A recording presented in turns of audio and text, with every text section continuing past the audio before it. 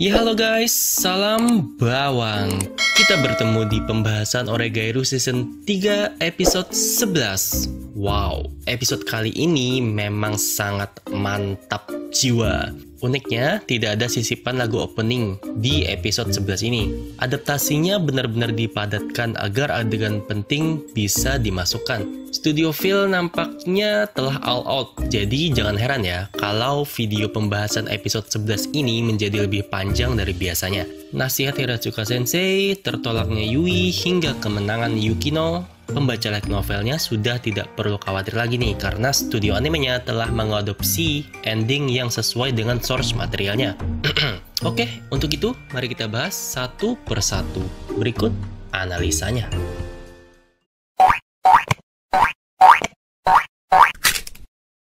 Monyu Otaku.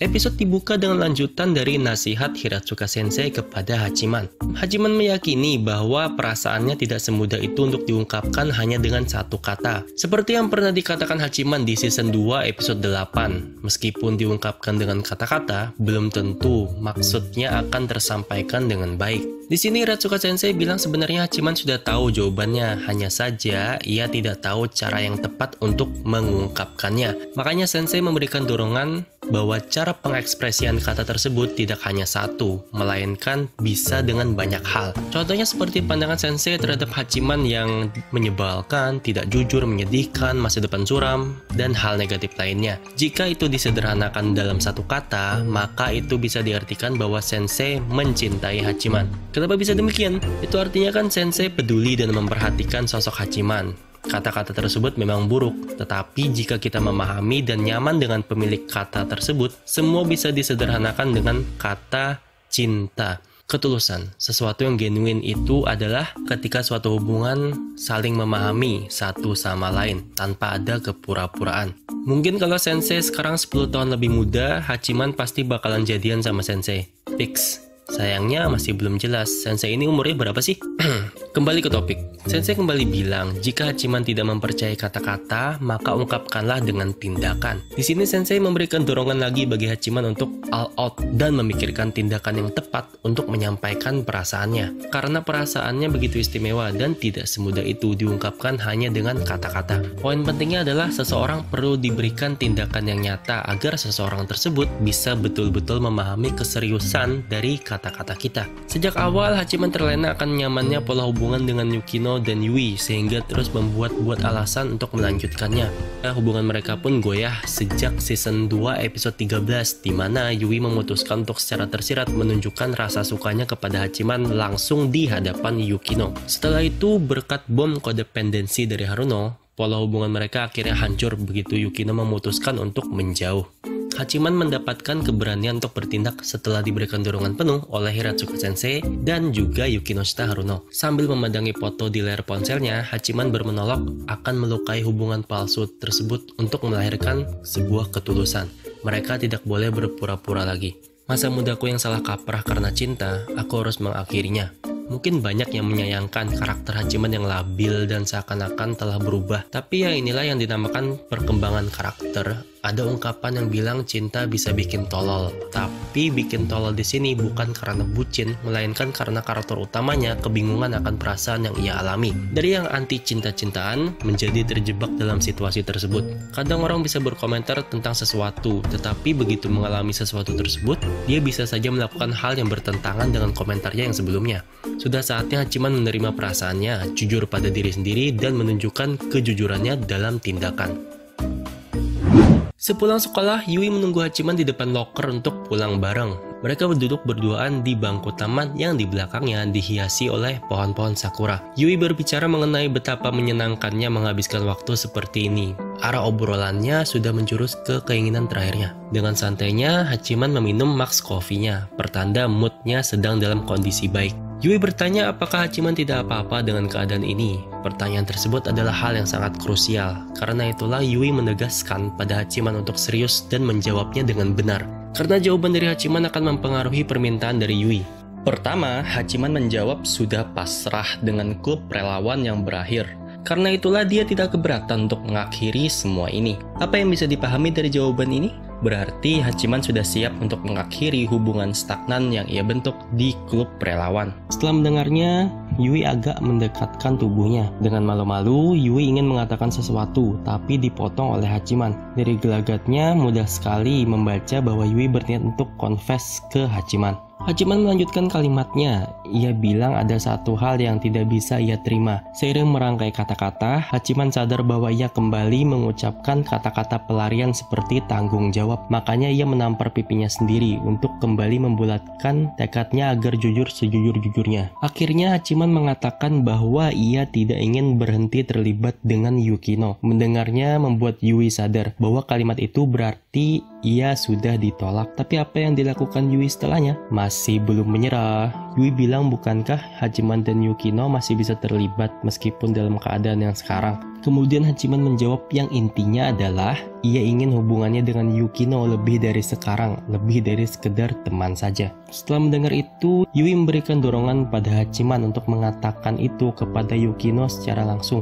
Hachiman membalas bahwa hal ini tidak mudah untuk tersampaikan karena hal ini tidak memiliki logika dan tidak masuk akal. Hachiman ini terlalu terbiasa bertindak dengan logika sehingga ia tahu betapa sulitnya mengungkapkan sesuatu yang abstrak. Dalam hal ini perasaan cinta. Lagi-lagi Yui menampar dengan bilang Hachiman cuma tidak pernah berusaha menyampaikannya. Kalimat itu adalah inti dari permasalahan yang ada di anime Oregairu. Andai Hachiman jujur sejak awal, Yui bisa berhenti berharap dan drama ini tidak akan pernah terjadi. Hingga akhirnya Yui mengungkapkan keinginannya. Yui ingin berada di tempat di mana Hachiman dan Yukino bersama. Dan inilah salah satu dorongan besar bagi Hachiman, yaitu sikap legowo dari Yui. Dalam hal ini kita mesti respect pada Yui yang akhirnya bisa menerima kenyataan. Andaikan jawaban Hachiman sebelumnya adalah menerima keadaan saat ini dan tidak masalah untuk berpisah dengan Yukino, tentunya keinginan yang disampaikan Yui akan berbeda. Bisa dipastikan Yui akan nembak Hachiman karena ia melihat celah bagi perasaan cintanya untuk diterima dan dibalas. Tapi celah tersebut tidak pernah terbuka, bahkan setelah dia PDKT dengan cara yang agresif di season 3 ini. Hachiman kemudian meminta maaf kepada Yui karena sudah merepotkannya. Jika kita kilas balik ke berbagai kejadian dari season 2, Yui selalu berada di pihak Hachiman dan membantunya, meskipun tindakan Hachiman tersebut keliru. Jadi Hachiman semacam merasa bersalah karena terkesan memanfaatkan kebaikan hati Yui untuk menenangkan dirinya. Kemudian, Hachiman berjanji yang intinya akan berusaha menjadi pria yang lebih baik lagi ke depannya, menjadi lebih dewasa dan tidak menggantung perasaan cewek dengan memainkan kata-kata atau logika. Kamu tidak harus menunggunya. Kalimat tersebut semacam kepastian yang Hachiman berikan pada Yui untuk tidak usah mengharapkan dia lagi. Adegan ini merupakan game over bagi Yui. Setelah mengantarkan Yui pulang, Hachiman dengan teguh melihat ke depan tanpa menoleh lagi ke arah Yui yang terus melambaikan tangan. Ini merupakan simbolis dari sebuah perpisahan. Begitu masuk ke rumah, Yui seketika itu langsung menangis. Yui Gahamon menghampiri dan memberikan pelukan hangat untuk putri kesayangannya. Pada akhirnya, Yui sama sekali tidak bisa menyatakan cinta pada Hachiman. Padahal kalimat itu kedengarannya sederhana, tapi makna di dalamnya sangatlah rumit dan berat. Kami benar-benar merasakan cinta untuk pertama kalinya. Kami yang dimaksud adalah Yui, Yukino, dan Hachiman. Hari-hari menyenangkan, kencan yang penuh kepalsuan dengan Hachiman, akhirnya secara resmi telah berakhir. Adegan beralih ke Iroha yang menginterogasi Zaimokuza dan dua anggota klub game berkaitan dengan kembali aktifnya situs promosi prom yang tanpa melibatkan pihak OSIS. Adik Sagami bilang Hachiman tiba-tiba memaksa mereka mengaktifkan kembali situs tersebut dan dia keceplosan bilang bahwa itu adalah dummy prom. Sepertinya Iroha belum tahu mengenai rencana dummy prom tersebut. Di sini Iroha memperlihatkan sisi aslinya yang sinis, tapi kayaknya ya dari senyumannya sepertinya Iroha mengerti maksud dari tindakan Hachiman ini. Sekarang kita beralih ke pertemuan antara Hachiman dan Yukimon. Sejak awal, Hachiman menegaskan bahwa event ini diadakan secara sukarela tanpa melibatkan pihak OSIS, sehingga Hachiman akan tetap melakukannya tanpa berniat bernegosiasi dengan pihak asosiasi orang tua murid. Karena ya pihak asosiasi tidak punya legal standing untuk mengatur-ngatur acara sukarela ini, karena tidak berhubungan dengan OSIS. Hachiman bilang mengadakan kolaborasi prom antar sekolah akan memperbagus citra sekolah. Selain itu, itu, sepertinya ada beberapa murid yang kurang puas dengan prom sebelumnya, termasuk Hachiman sendiri. Hachiman menegaskan lagi bahwa alasan ia mengadakan prom tersebut karena alasan pribadi. Ya unik juga sih rasanya karena Hachiman kembali memanfaatkan dummy prom yang tujuan utamanya untuk menciptakan momen pertemuan ini dan juga sebagai alasan untuk bisa kembali terlibat dengan Yukino. Kali ini Haruno menyampaikan argumen serangan. Dia mengingatkan bahwa keberhasilan prom Yukino dan menggiring penolakan pada prom Hachiman sebelumnya adalah berkat peran Yukimom yang berhasil membujuk pihak asosiasi orang tua murid. Jadi kalau prom Hachiman dilaksanakan, itu sama saja mengkhianati dengan tidak menganggap usaha Yukimom, mencoreng citra beliau, menjadikannya masalah dan mencampuri urusan mereka. Dan Hachiman menjawab kalau ia siap untuk mengembannya dan bertanggung jawab. Apa pesan yang didapat dari sini? Hachiman menegaskan kalau ia siap untuk ikut campur ke dalam urusan keluarga Yukinoshita. Hal tersebut sudah termasuk ke dalam ranah pribadi.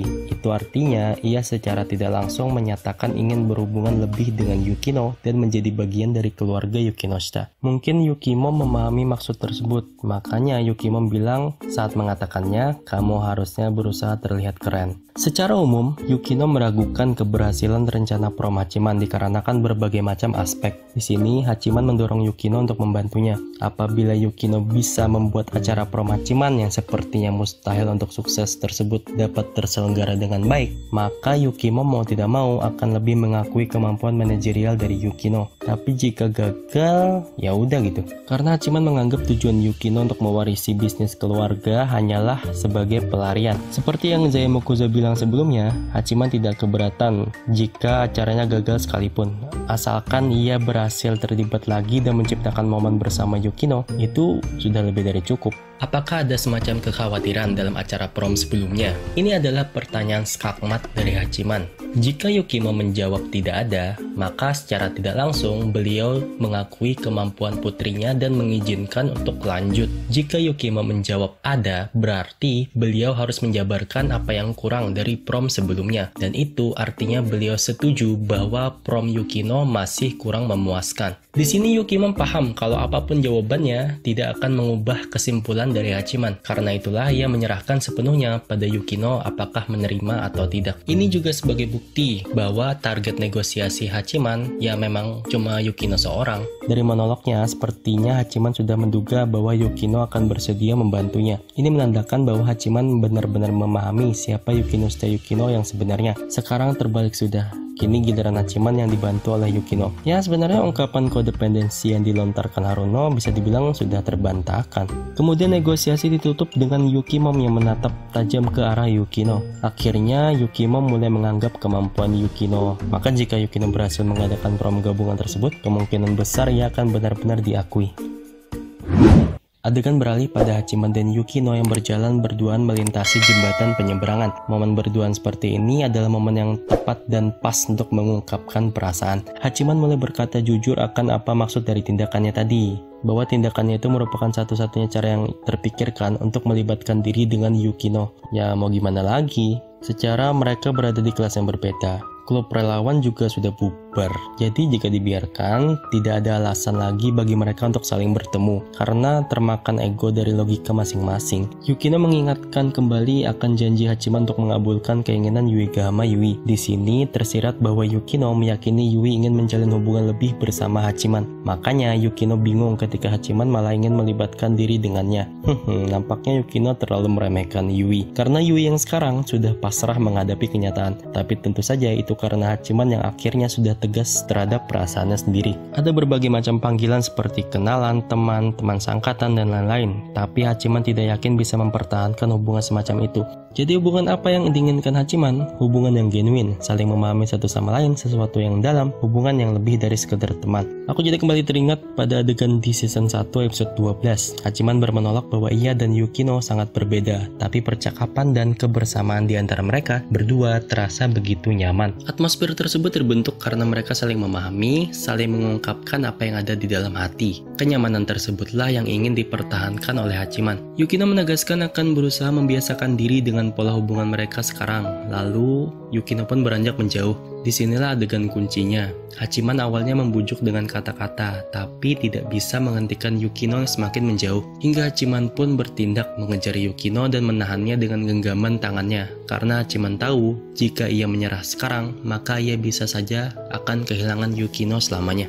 Tindakannya ini sudah di luar dari logika. Maksudnya ya, Hachiman kan sebenarnya tidak memiliki tanggung jawab atau kewajiban gitu untuk terlibat dengan Yukino. Kayak semacam, emangnya kamu siapanya Yukino? Yang nyuruh kamu gini siapa? Ngapain repot-repot begini?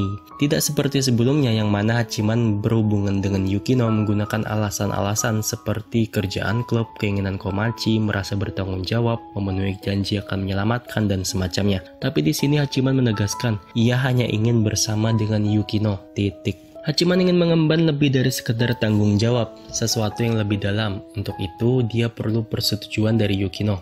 Izinkan aku menanggung hak istimewa untuk mendistorsi hidupmu. Izinkan aku terlibat dalam hidupmu.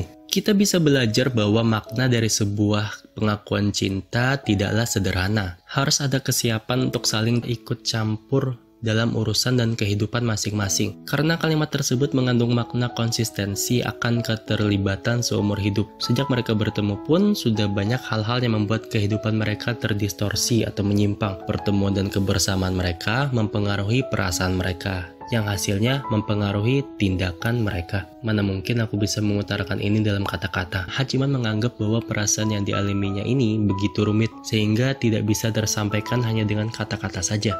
Hachiman malah menekankan konsekuensi apa yang Yukino alami jika menerima perasaannya tersebut.